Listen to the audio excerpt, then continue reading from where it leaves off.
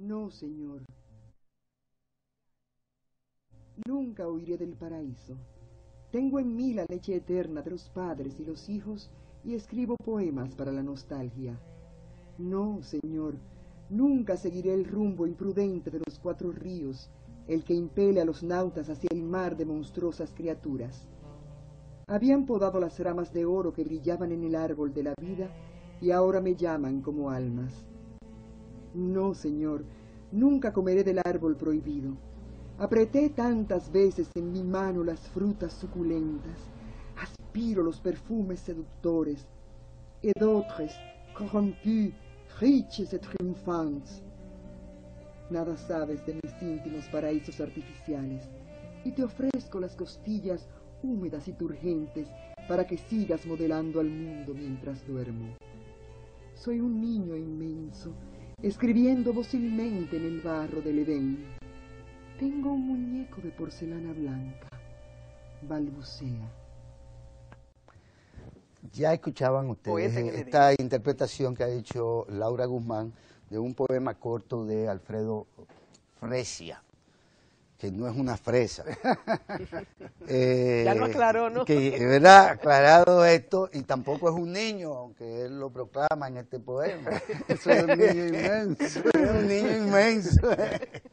Don Alfredo, un honor tenerle aquí y ojalá poder aprovechar los pocos minutos de este El honor es mío de estar aquí con ustedes, de estar en la República Dominicana, que es un país con el que tengo relaciones de cariño realmente desde hace años ya. Ya estuvo aquí en el 2009, me Sí, comentaba. cómo no, estuve aquí en el la Festival Feria de Internacional Poesía, de SEA. aquí en Santiago, leímos Estuvieron en muchos centros lugares, educativos en leyendo colegios. su poesía, sí. Y como todo gran poeta, algún amor ha debido dejar en este puerto. Uno, debo decir, sí, fue un amor, pero fue un encuentro íntimo, muy hermoso. Sí.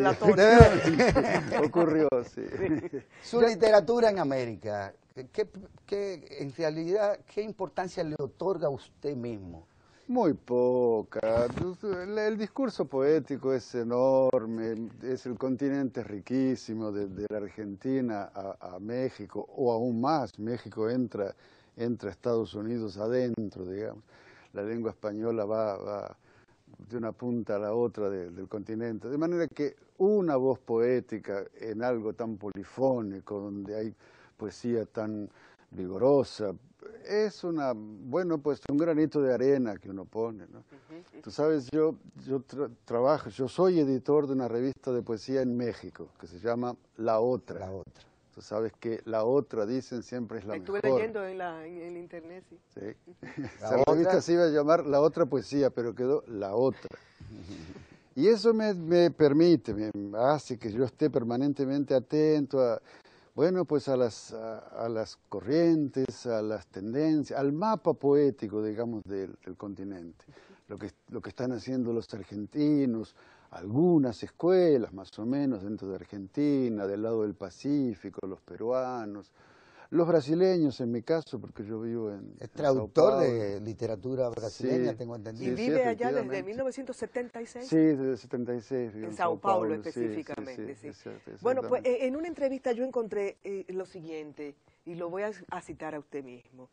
En plena sociedad del espectáculo, la obra de un poeta y la lectura son actividades antiespectaculares. En Montevideo, las ediciones de poesía no sobrepasan los 500 ejemplares, y a veces incluso menos. Sí, 300. Oye, Sí. eso me preocupó muchísimo. En el sentido, Deja que él lo explique. A ver, las ediciones de poesía suelen ser pequeñas. Cuando uno empieza y es joven, o tiene un nombre más o menos conocido, bueno, son de 300 ejemplares. Yo me acuerdo, jovencito, que uno acaba dando los libros a sus amigos, y lo que uno quiere, pues en el fondo, es ser leído. Nadie se enriquece a través de la poesía. Después, efectivamente, hay algún público, bueno, y son ediciones de 500 ejemplares. Cuando llegan a 1000 y que se venden los 1000, hay que hacer una fiesta. Bueno. Y ya el lujo absoluto es cuando uno logra en México, y no en Uruguay, en México, ediciones de 3.000 que realmente sí circulan. Considerados un bestseller en ese. Sí, son bestsellers. Sí. Y la respuesta del público, eso es lo más lindo, recibir mensajes, poetas que... Bueno, pues respuestas, del modo como sea, a veces poéticas y a veces simples cartas, emails que llegan y que son realmente, y que van construyendo ese diálogo, esa cosa polifónica de la que hablo en El Continente. No, la poesía se vende poco porque vivimos en una sociedad que no es propicia a la reflexión, no nos deja reflexionar, y la poesía es un espacio de reflexión. Ustedes me dirán, bueno, como la filosofía. Efectivamente, sí, como la filosofía también es un espacio de reflexión, pero la poesía tiene una dimensión estética. Y no vivimos en una sociedad que propicie la reflexión, el espacio, la distancia o el distanciamiento, digamos, como para poder reorganizar el mundo, reflexionar.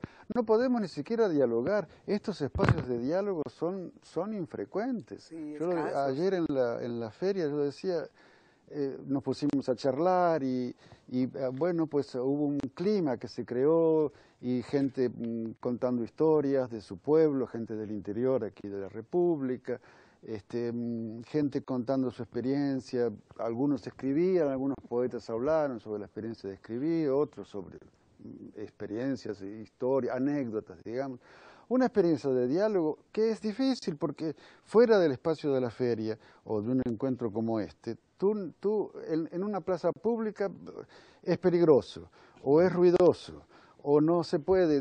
La sociedad está hecha, la arquitectura te lo dice claramente, para que no dialogues, ¿no? Para encerrarte en ámbitos privados, en tu casa, con tu amigo y sin que haya diálogo posible entre sectores sociales diferentes, personas diferentes, dialogar con desconocidos. Y eso es lo lindo de, bueno, pues de la literatura. Pero por el otro lado se le ha acusado de elitistas. A los poetas. A esos. Algunos artistas lo son, sí, efectivamente, otros no. Ahora, elitistas ¿en qué sentido? Porque la obra está ahí, lo importante es poder llegar a ella. La poesía exige educación, eso es verdad. El arte exige educación. Fíjate, si tú quieres ser intérprete de un instrumento, un artista musical, tú sabes que tienes que estudiar. Hay una etapa de estudio, de poner la cola contra la silla, sentarse y estudiar horas. Lo mismo en todas las manifestaciones. Un artista plástico pasa por toda una etapa académica en la que estudia. Y a veces en la literatura y en particular en la poesía hay un impulso legítimo, pero que es un impulso primero, digamos, prístino, es decir, yo quiero escribir, yo tengo sentimientos que quiero, bueno, pues quiero plasmar en el papel, y sin pasar, imaginan a veces los jóvenes, por toda una etapa así de construcción de la escritura y de la lectura. Entonces es cierto, sí, la poesía exige del lector, pero lo que da en cambio es enorme, ¿verdad? Alfredo, gracias quizás incluso al presidente Mujica, muchos sabemos que en Uruguay hay más cabezas de ganado que uruguayos. Sí, ahora, ¿qué de ovejas sobre todo, hay más ovejas que uruguayos. Más ovejas que uruguayos. Hay 3,5 millones de uruguayos y hay, no me acuerdo, ahora sí son 14, como 15 millones de ovejas. Sí. Bueno, ahora, ¿qué podría explicar que siendo tan pocos, digamos, los uruguayos, tengan tan buenos poetas y sean tan conocidos? Pocos poetas, me atrevo a afirmarlo, han tenido el impacto por lo pronto en la sociedad dominicana y en América Latina como Mario Benedetti, por simplemente decir uno. Y bueno, estamos con Alfredo Fresia también, ya un laureado, escritor uruguayo. ¿Qué podría explicar si no la educación o el nivel cultural que le permite a todo un conglomerado ir sobre las cosas de la vida y del mundo y reflexionar. Y ser galardonado y reconocido. La mejor respuesta es no sé. Ahora, hay cosas que te haría una pregunta más complicada. ¿Por qué además son todos raros, los famosos raros? El Uruguay logra ese extraño milagro, siendo tan chiquitito, de reunir siempre figuras raras. Benedetti es de los menos raros, pero tú tienes Felisberto Hernández en narrativa, ¿no? Armonía Somers, el propio Netti tiene una parte sombría y rara, por así decirlo. ¿Qué hay en ese país? Mira, no sé, es un país muy curioso, es un país cuya historia es extraña, ¿verdad? Es un país que fue Argentina, fue Brasil, nadie sabía qué hacer con aquel pequeño territorio. Y los ingleses decidieron hacer de aquello lo que ellos llamaban un estado tapón, para evitar los conflictos en el Río de la Plata, inventar aquella provincia rebelde con la Argentina, rebelde con los portugueses, y después rebelde con el Imperio de Brasil, rebelde siempre. Sí. Y hasta hoy lo sigue siendo, rebelde. Tupamaros. Con los Tupamaros. Hacer de aquella provincia un tapón, decían, para evitar los conflictos de los gigantes, porque además es una pequeña cuña entre dos gigantes, el Brasil y la Argentina. Es difícil para... Usted decía que esa era una definición cruel, una provincia argentina en territorio brasileño. Bueno, esa es una definición cruel que dan a veces de mi país, ¿sí? Los mexicanos... Y el grafiti aquel, unos tienen suerte y otros nacen en Uruguay. Exactamente. Que usted rescata. Y hay unos mexicanos, como me decían, hay tres tipos de argentinos, se ríen conmigo. Sí. Hay tres tipos de argentinos, los de Buenos Aires, los de las provincias y los uruguayos. La poesía... a mí no me humillan en absoluto, yo me divierto con esas cosas, naturalmente. Cuando sea internacionalista, ¿no? La poesía, además poesía vista por un intelectual, por un poeta uruguayo que vive con una brasileña en Brasil hace 30 años, director de una revista mexicana. Sí, ¿cómo ve ese Alfredo Fresia la poesía dominicana hoy? Yo estoy encantado con la poesía dominicana, y no es de ahora. A mí me interesa mucho. Ustedes, yo lo he dicho y lo repito, ustedes son un país que tienen un proyecto. Yo sé que estamos lejos de las metas, pero tienen un proyecto. Yo lo decía con relación a la Feria del Libro, como ustedes podrían perfectamente decir, bueno, somos un país pequeño, ¿para qué hacer una Feria del Libro? Quien se interese que vaya aquí, la más cercana sería la de Guadalajara. Bueno, no, ustedes lo hacen, ustedes hacen los festivales. Miren que no son todos los países que hacen festivales como los que hicieron los muchachos de esta generación del 80, la llaman ustedes. En la poesía te hablo de Plinio Chaín, de Basilio Belliard, de Soledad Álvarez, no quiero olvidarme de nadie, pero de Ángel Hernández, de León Félix Batista, de toda una generación importante, buena, de calidad y articulada, que trabajan, se organizan, hacen festivales, gente que integra ese proyecto dominicano que yo admiro. ¿Esa es la frontera de la poesía?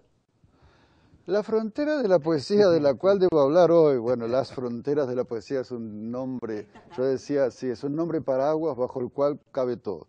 Las fronteras en las que voy a entrar un poquito hoy son las fronteras entre literatura y vida, entre el discurso estrictamente poético, en principio sobre papel, y los discursos que se crean sobre las biografías de los autores, sobre las vidas, y que van modificando a veces el discurso en papel, el discurso poético.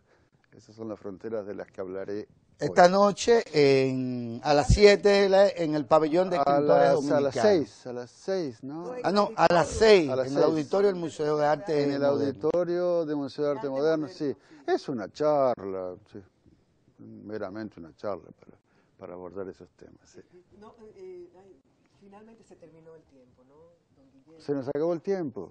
Sí, pero hay una frase que usted dijo, que escribía desde la periferia de la periferia de la periferia. Sí, totalmente. Y el tema del exilio en el uruguayo ¿Cómo estaba ahí? Veníamos conversando sobre eso tan...